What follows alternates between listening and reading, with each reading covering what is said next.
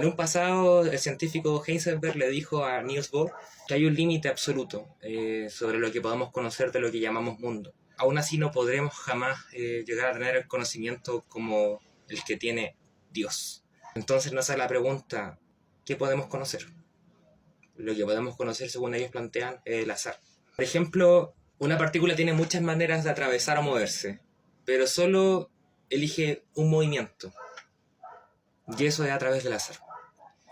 Donde antes había una causa para cada efecto, ahora existen un montón de probabilidades, un abanico de probabilidades. Estos planteamientos pusieron el mundo pata arriba.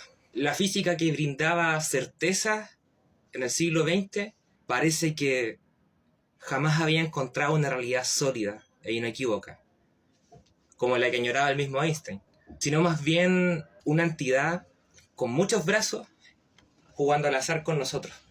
Esto que les acabo de decir es el cimiento o las bases básicas de lo que se conoce como la interpretación de Copenhague, donde se plantea que la realidad no existe como algo aparte del acto de observar.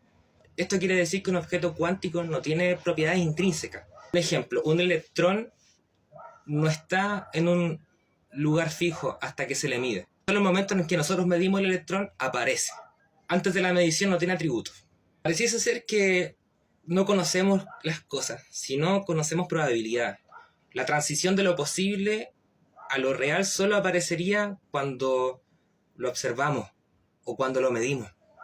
Por ende, no habría ninguna realidad cuántica que existiese de manera independiente, sino existe cuando es medido por un instrumento determinado. Por ejemplo, solo medido como una onda, un electrón aparecerá como tal. En cambio, si ese electrón es medido como una partícula, este será interpretado como una partícula. Esto quiere decir que no existía un mundo real allá afuera que la ciencia pudiese estudiar. Esto Einstein no lo pudo soportar y lanzaría la tan famosa frase: Dios no juega los dados con el universo. Después de este exordio, les quiero presentar este libro de Benjamin Labatut, Un verdor terrible. Este libro nos narra sobre los límites de la ciencia, de aquellos y aquellas que han ido más allá de los límites, de la trampa mortal que representa el avance de la ciencia, puesto que nos protege, pero también nos sumerge en épocas oscuras.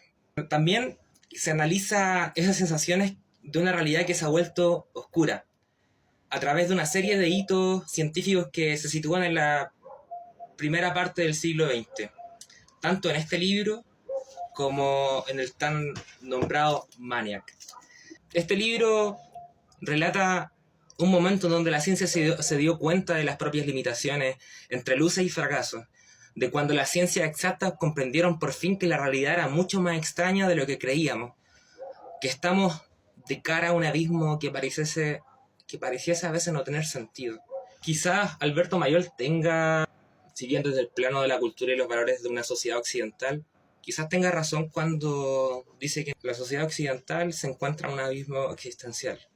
Este libro de Benjamin Labatut, a pesar del peso cuantitativo de las demostraciones matemáticas, sigue careciendo de sentido. Asimismo nos habla de las ambigüedades de la ciencia y la razón, del bien y el mal, de la certeza y la incerteza. Trata de poder entender que aquello que damos por hecho como realidad, desde los cimientos científicos, de entender que lidiamos con algo enorme que intentamos entender y que paralelamente nos golpea en la cara recordándonos lo frágiles que somos, especialmente cuando nos encontramos con algo que no podemos ser capaces de comprender.